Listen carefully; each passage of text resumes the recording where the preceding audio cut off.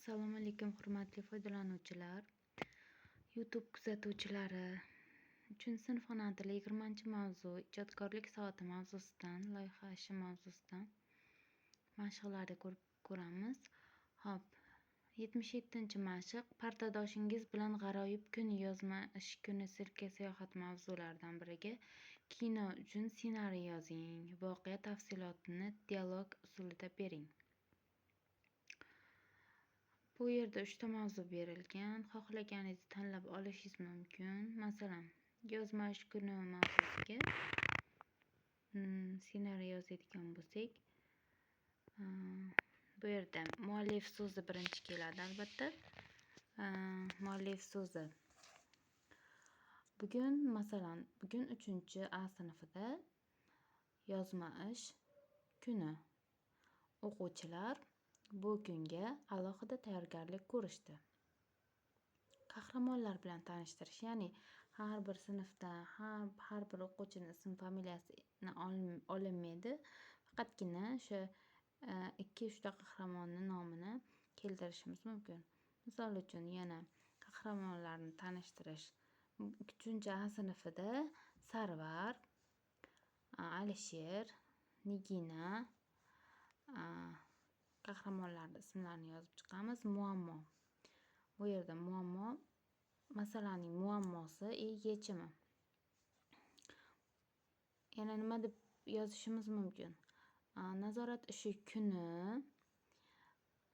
Sarvar nazorat ishiga yaxshi tayyorgarlik ko'rmagan edi. Niginadan unga yordam berishini, misollarni ko'chirib olishni so'radi. Iltimos, Nigina, daftaringni berib tur. Bu Sarvarning gap. Nigina: Nima uchun berar ekanman? Axir men buni mehnat qilib yechdim. Kerak bo'lsa o'zing yech, deb javob berishi mumkin misol uchun. Bu gaplarni aniq yozib ko'chirib olishingiz shart emas.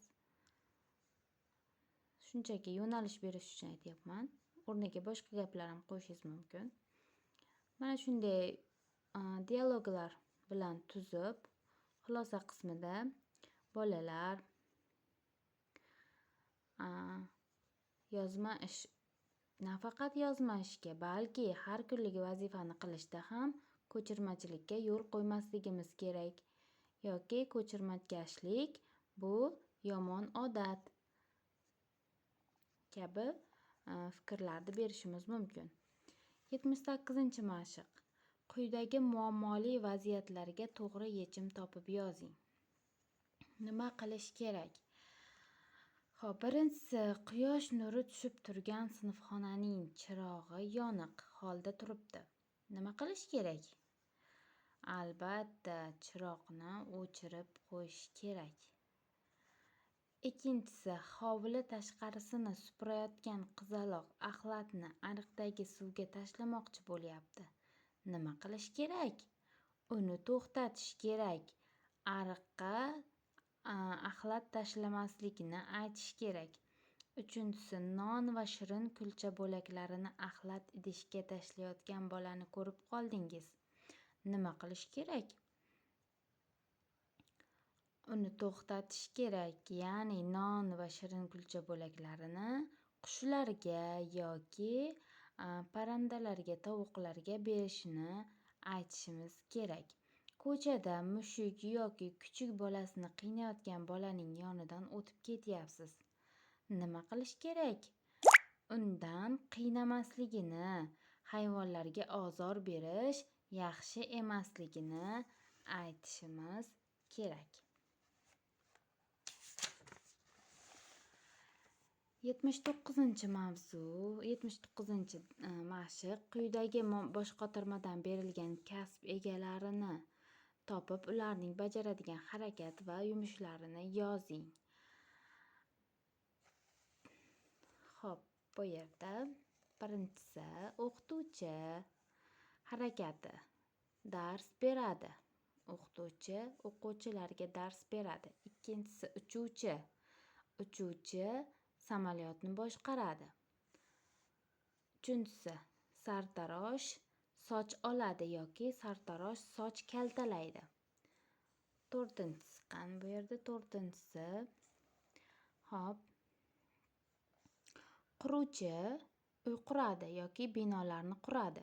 Beshinchisi rassom rasm chizadi yoki rasm chizyapti. Oltinchisi oshpaz taom tayyorlayapti. Oshpaz osh pishirdi. Yettinchisi hop shifokor muolaja qiladi yoki ukol qiladi. Sakkizinchisi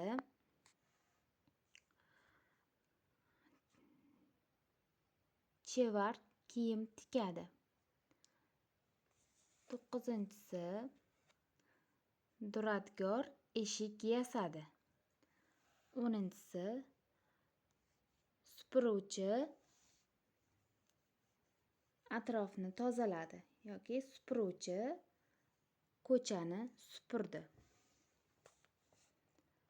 Ana shunday ish harakatlarini yozib chiqishimiz kerak. Siz kelajakda qaysi kasb egasi bo'lmoqchisiz? Nima uchun aynan shu kasbni tanladingiz? Bu sizni shaxsiy fikringiz, o'zingiz ifodalaysiz. Siz kelajakda qaysi kasb egasi bo'lmoqchisiz? Nima uchun bu kasbni tanlaganingizni yozasiz.